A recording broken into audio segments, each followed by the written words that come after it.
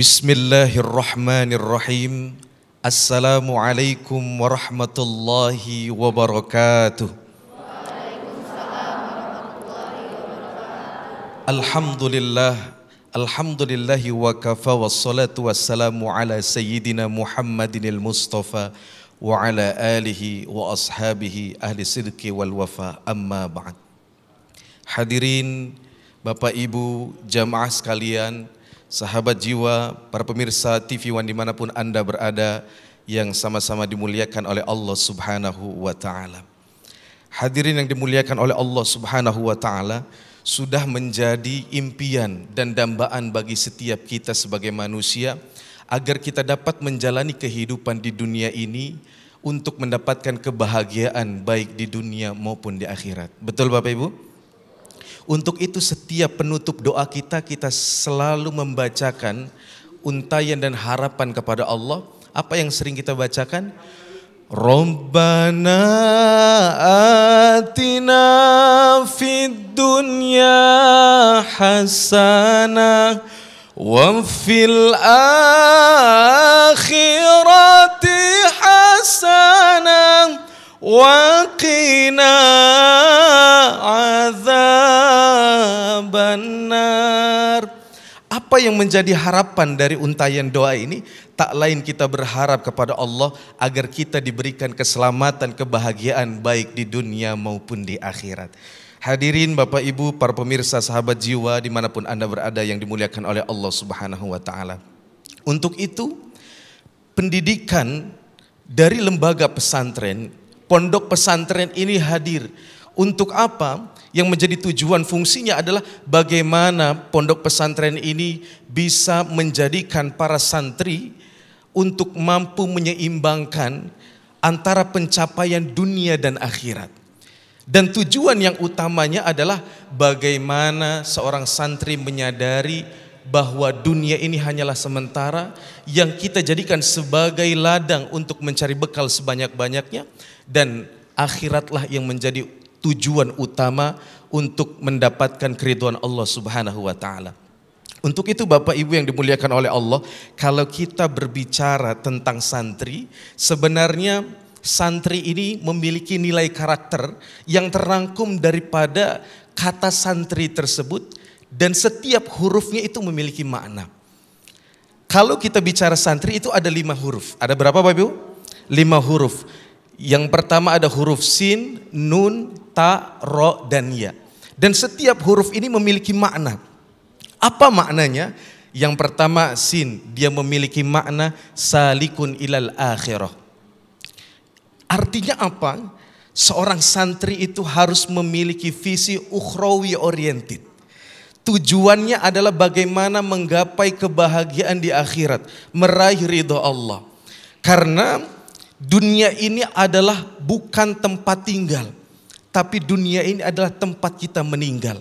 Maka dari itu perbanyaklah berbekal karena kita mempersiapkan untuk akhirat yang kekal.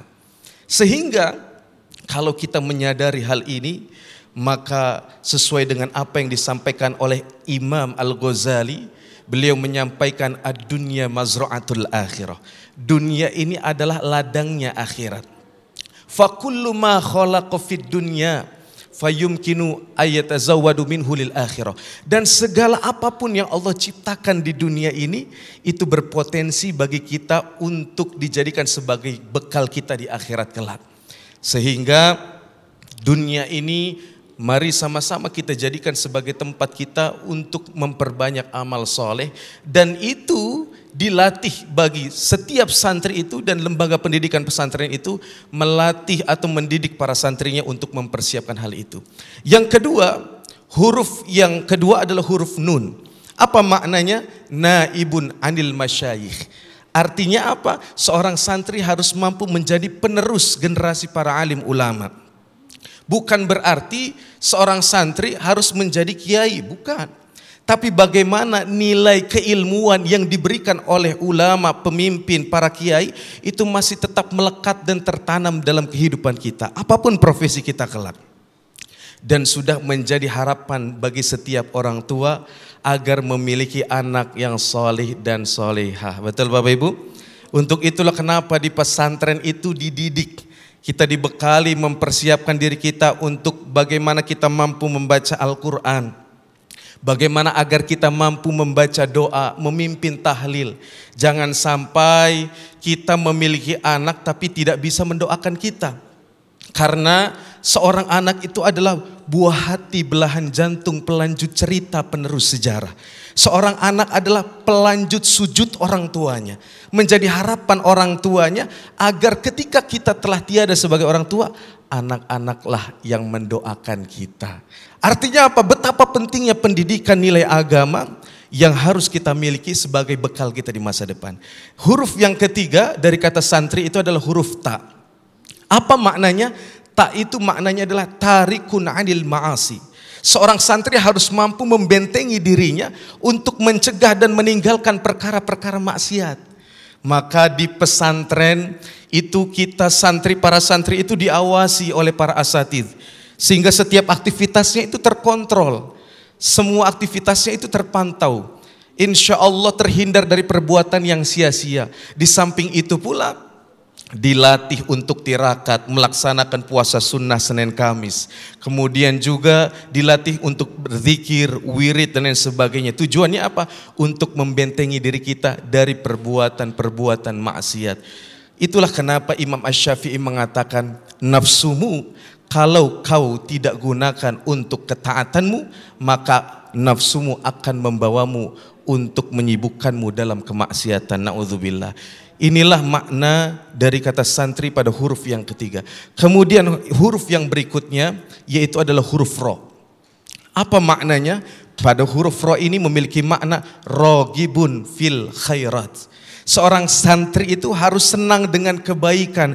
Makanya kenapa di pesantren itu tidak hanya kita belajar agama, tapi juga difasilitasi dengan berbagai macam ekstrakurikuler. Sehingga disitulah menepis paradigma bahwasanya santri itu kuno, tidak. Santri itu ketinggalan zaman, tidak. Insya Allah nanti kita buktikan dengan narasumber kita, seorang santri yang sangat luar biasa prestasinya dalam bidang teknologi. Nah, ini menjadi contoh bagi kita bahwasanya seorang santri itu tidak harus pandai membaca kitab kuning. Tidak hanya sekedar membaca atau tidak hanya sekedar pandai membaca kitab kuning, tapi dia harus kreatif menciptakan konten yang bermanfaat dan membuming. Artinya apa? Ini menjadi nilai plus daripada seorang santri. Sehingga dia gali potensi, karena agama menyampaikan falikulli syai'in maziyah.